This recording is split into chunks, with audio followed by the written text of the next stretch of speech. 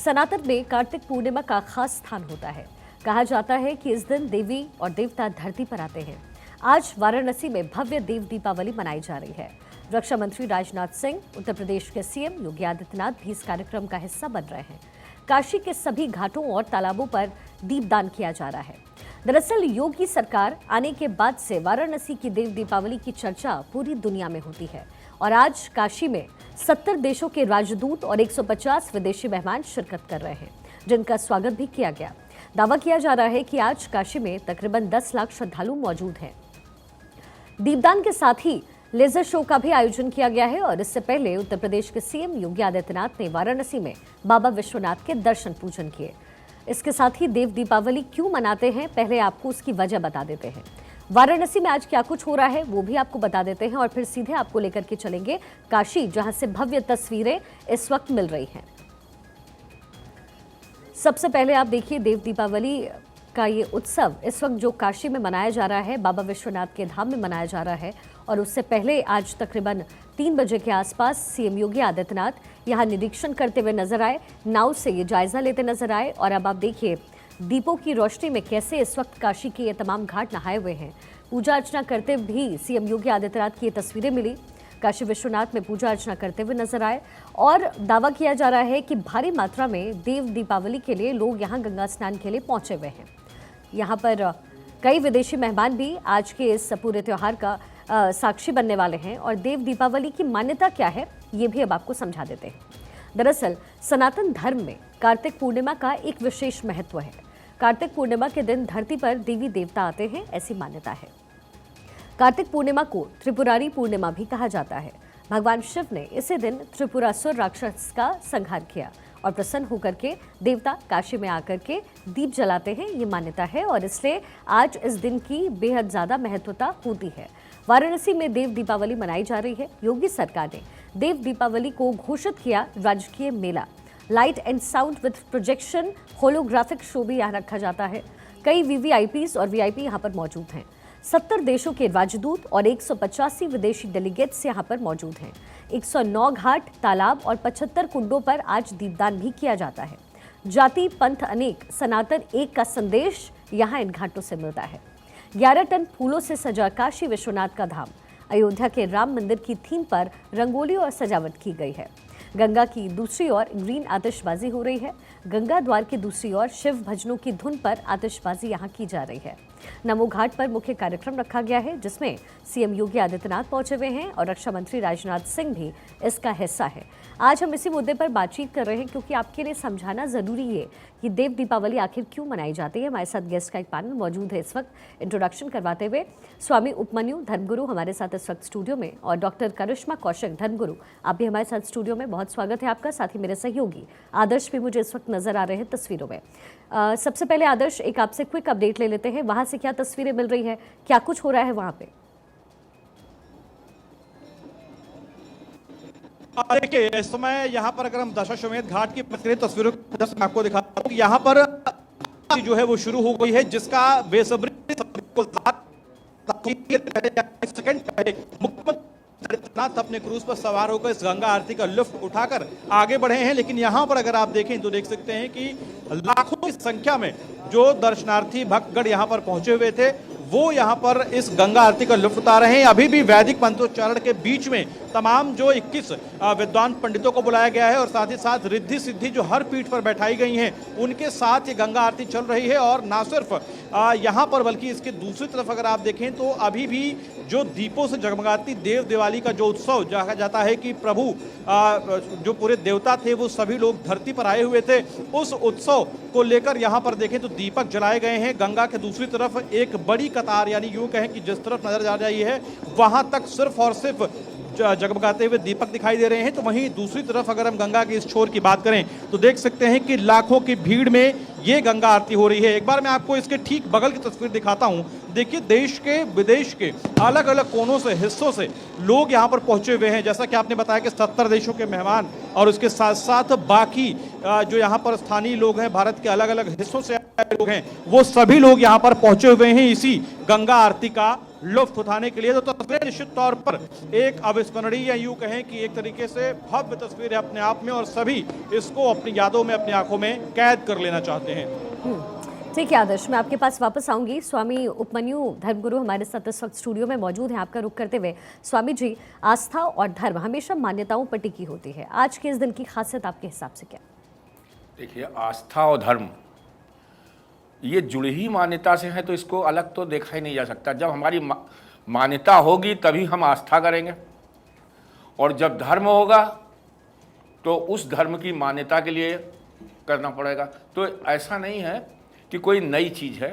हाँ, ये देव दिवाली जो है ये वास्तव में अपने आप में अद्भुत है, और होनी भी चाहिए कि हम लोग धीमे धीमे एक एक कदम सनातन संस्कृति के आगे बढ़ रहे हैं, जो हम लोग काफ़ी कुछ पीछे हो गए थे। तो ये अच्छी बात है कि हम लोग अपनी सनातन संस्कृति को फिर से याद करके फिर उसमें एक एक कदम बढ़ा रहे हैं। कोई जल्दी नहीं, कोई ज़बरदस्ती नहीं, जैसे जैसे आदमी समझता जा रहा है वैसे वैसे सनातन संस्कृति अपनाता रहता है। और ये बात यहाँ की नहीं है, ये विश्व में है। विश्व में इस टाइम सनातन संस्कृति इतनी ज़्यादा अपनाई जा रही है कि आप उसकी उम्मीद नहीं रख सकती हैं। आप उम्मीद केवल भारत से करती हैं। फ्रांस, जर्मन, साउथ अफ्रीका, इन सब में सनातन संस्कृति इतनी है कि शाम को वो लोग बैठ जाते हैं और भजन गाते हैं, राम के, शिव के भजन गाते हैं। और ये बात प्रत्यक्ष देखी हुई है, ये कहीं की पढ़ी हुई नहीं है, मेरी प्रत्यक्ष देखी हुई है। तो देव दिवाली यहाँ होना बहुत अच्छी बात है, और होनी चाहिए। ये नहीं है कि इसमें कहीं पे एक हलंत लगना चाहिए। क्यों? हम जितनी ज़्यादा श्रद्धा से, जो आपने बात कही, श्रद्धा और विश्वास से आगे बढ़ेंगे तो हम में विल पावर बढ़ेगी, सारे काम। और जब आदमी की विल पावर बढ़ती है तो उसको सारे काम करने को होता है। खाली विल पावर केवल भगवान से नहीं, भगवान तो निमित्त हैं, वो हिम्मत देते हैं कि तुम बेटा तुम आगे बढ़ो, तुमको हर जगह सफलता मिलेगी। लोग कहते हैं ना पूजन से क्या होगा, पूजन से केवल आपकी आस्था और विल पावर बढ़ती है, और जिसकी विल पावर बढ़ गई वो हर जगह पे सक्सेस होगा। आप भी आगे बढ़ेंगे तो जब आपकी विल पावर अच्छी होगी तो आप आगे बढ़ेंगे। तो ये एक तरक्की के लिए, एक मतलब कि भारत की तरक्की के लिए एक ठोस कदम है। लोग कहते हैं पूजन से क्या होगा, अरे पूजन से आपको कुछ हो या नहीं हो, आपकी विल पावर बढ़ती है कि हमने कोई काम किया, कोई क्रिएटिविटी की। इसका परिचायक भी है ये जो तमाम त्योहार और उत्सव मनाए जाते हैं। आप बिल्कुल ठीक कह रहे हैं, मैनिफेस्टेशन बहुत बड़ा शब्द होता है। अब सनातन से भी जोड़ेंगे तो इसे आप अलग नहीं पाएंगे। एक बार आदर्श का रुख कर लेते हैं। आदर्श, आप कुछ कहना चाह रहे हैं, वहां से क्या कुछ तस्वीरें और मिल रही है?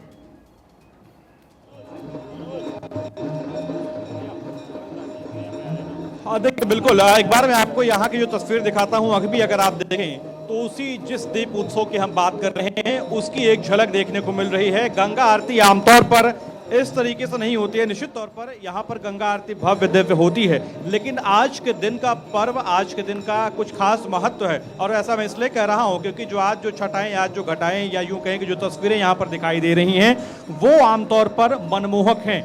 आमतौर पर ऐसी व्यवस्था, या यूं कहें कि जिस तरीके से यहाँ पर विद्वान पंडितों को बुलाकर मंत्रोच्चारण के साथ देवी देवताओं का जो मान्यता है कि वो आज के दिन यहाँ पर यानी धरती पर देव दिवाली मनाने के लिए आते हैं, उन्हीं को मंत्रोच्चारण के साथ उन्हें आवाहित किया जा रहा है। यानी वो उनका आवाहन करके बुलाया जा रहा है कि आप यहाँ पर आइए।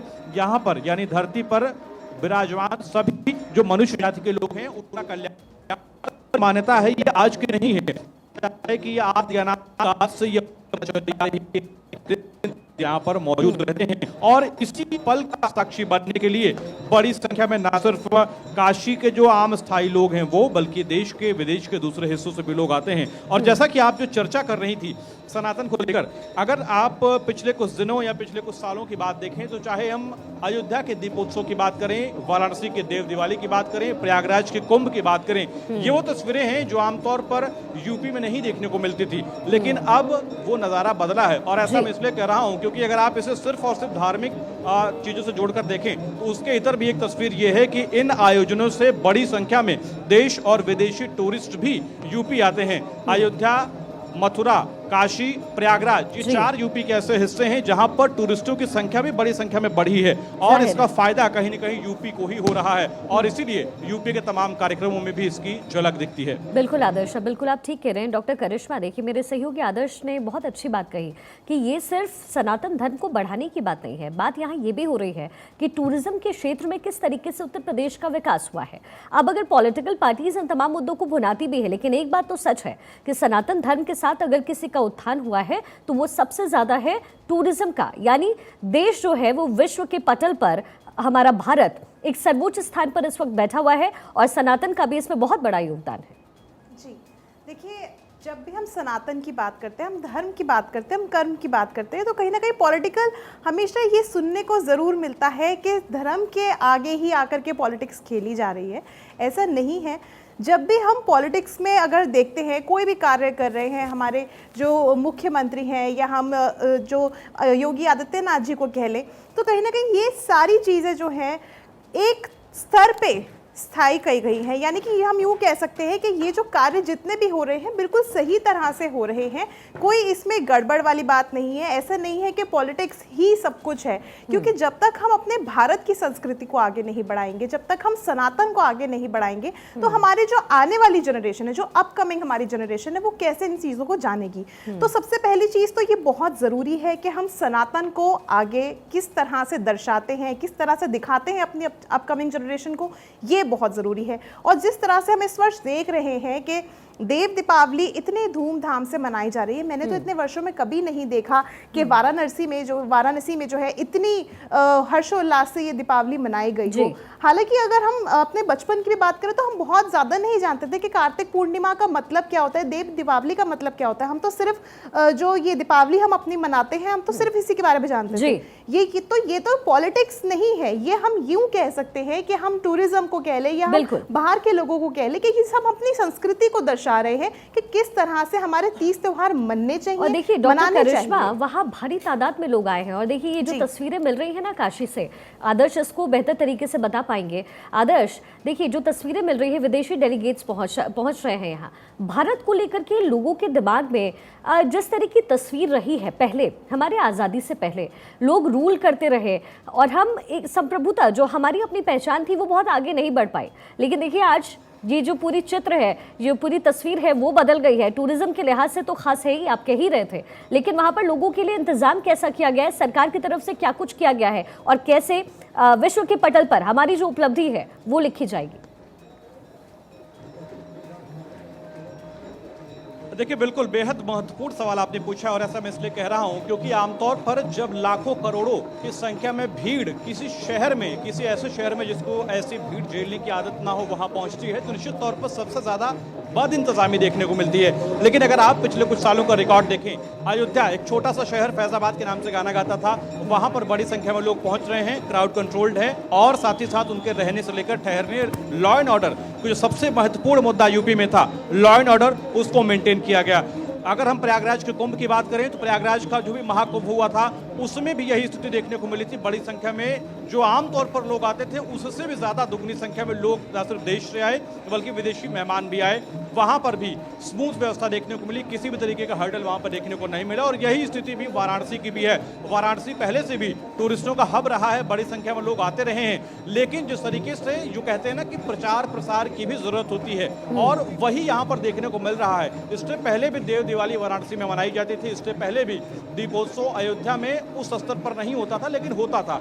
लेकिन अब इसको एक तरीके से यूपी सरकार ने एम्पलीफाई किया है और ऐसा मैं इसलिए कह रहा हूं क्योंकि उसी को देखकर, उसी को समझकर, उसकी भव्यता, उसका महत्व समझकर लोग अब देश के और बाकी हिस्सों से यहाँ पर आ रहे हैं और उन लोगों को आने के बाद यहाँ पर किसी भी तरीके की असुविधा ना हो, लॉ एंड ऑर्डर मेंटेन रहे, उनको यहाँ से बेहतर अनुभव मिले और अगली बार वो और ज्यादा लोगों को लेकर इसी पर्व में दोबारा उसी शहर में पहुंच सके।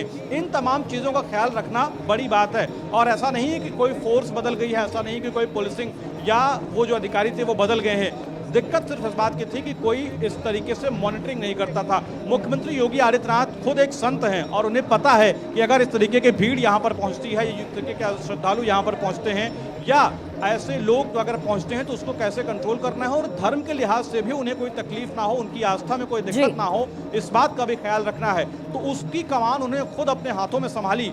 अयोध्या, मथुरा, काशी, प्रयागराज, ये तमाम ऐसी जगहें हैं जहां पर मुख्यमंत्री योगी आदित्यनाथ स्वयं निरीक्षण करते हैं, छोटी से छोटी बारीक चीजों का भी ध्यान रखते हैं कि किसी भी तरीके की कोई कमी न रह जाए। अगर मैं अभी की भी तस्वीर दिखाऊं तो लगातार 3 से 4 ड्रोन निगरानी कर रहे हैं इस पूरे कार्यक्रम की, और इसके साथ साथ बड़ी संख्या में पुलिस बल, जो इंटेलिजेंस एजेंसीज होती हैं उनको, और खुद भी वो यहाँ पर मौजूद रहते हैं इस बात का एहसास दिलवाने के लिए कि लोगों को बीच में सुरक्षा का भाव हो कि मुख्यमंत्री योगी आदित्यनाथ खुद कार्यक्रम स्थल पर मौजूद हैं। तो कुल मिलाकर एक जिसे कहते हैं कि आत्मबल की जरूरत होती है, अपनी चीज़ों को कैसे बेहतर करके बताया जा सके, यानी सनातन धर्म या यूँ कहें कि इन शहरों में होने वाले जो महत्वपूर्ण पर्व हैं उनको लोगों तक कैसे पहुँचाया जाए और उसको कंट्रोल कैसे किया जाए, ये कमोबेश एक मिसाल है। और ऐसा ही कई बार हमने देखा है कि इसी प्लेटफॉर्म को देखकर कई राज्य इसके जो कार्यक्रम है उसको फॉलो भी करते हैं। चाहे इन्वेस्ट यूपी की बात करें, उसको कई राज्यों ने फॉलो किया, इन्वेस्ट यूपी के तहत कार्यक्रम कई सारी जगहों पर किए गए।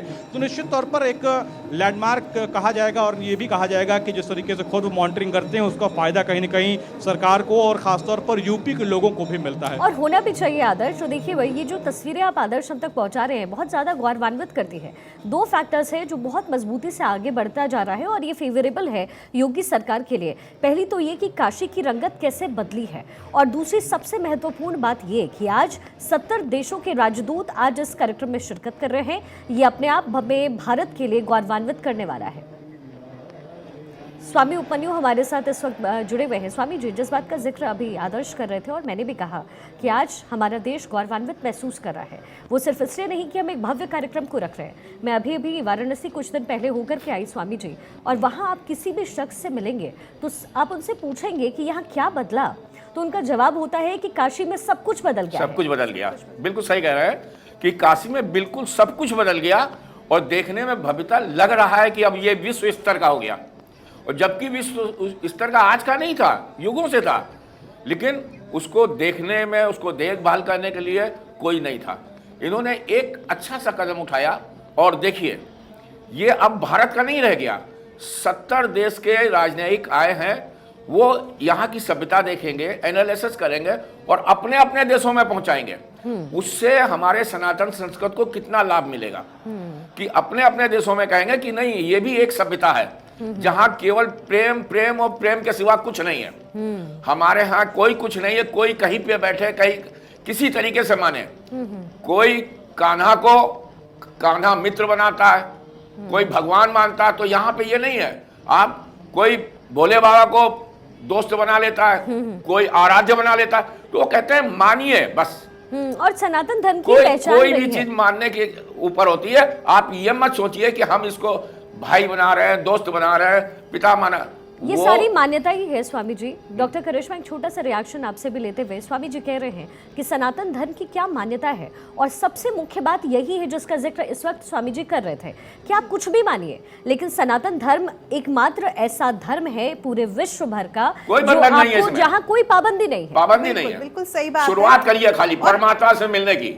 बिल्कुल सही बात है। और दूसरी चीज सबसे इम्पोर्टेंट तो यही है कि हम अपने धर्म को किस तरह से प्रदर्शनी कर रहे हैं। प्रदर्शनी हम ये नहीं कहना चाहूँगी, ये कहूँगी कि बल्कि हम किस तरह से लोगों को दिखा रहे हैं कि हमारे धर्म में क्या कुछ खास चीज़ें हैं, कितना महत्वपूर्ण है हमारा धर्म, और किस तरह से हम प्रेम बांटते हैं। ये सारी चीज़ें बहुत लंबे समय से हम भूलते जा रहे थे, कहीं ना कहीं ये हम लोगों तक पहुंचा नहीं पा रहे थे। और आज देखिए ये टूरिज्म के जरिए, और अभी मैं थोड़े दिन पहले जो है ऋषिकेश हो गया, वहाँ पे मैंने देखा बहुत सारे फॉरेनर्स आए हुए थे, तो कहीं ना कहीं वो हमारे भगवान का नाम जप रहे हैं, महादेव का नाम जप रहे हैं, श्री कृष्ण जी का नाम जप रहे हैं। तो कहीं ना कहीं वो सारी चीजें जो सनातन पहुंचाना चाहता था इतने वर्षों से, वो अब जाकर के चीजें हो रही हैं। सनातन की पहचान ही यही रही है, जिसका जिक्र अभी स्वामी जी ने भी किया, आपने भी किया, कि हमारी पहचान ही यही है कि हम कितने ज्यादा प्रबुद्ध होकर के विश्व में फैलते जा रहे हैं, और फैलते नहीं जा रहे। मुझे लगता है कि अगर सनातन को सबसे पुराना धर्म कहा जाता है तो इसकी विविधताएं हैं जो इसे यहाँ तक लेकर के आई है। पल पल की तस्वीरें हम आपको स्वामी जी है ही है जी, इसमें कोई दो राय नहीं, ये विश्वसनीय है। आप कोई भी जो 200-300 साल पुराने देश हैं, देश अगर वहां आज भी सर्वे किया जाए तो आपको सनातन संस्कृत के साक्ष्य मिलेंगे।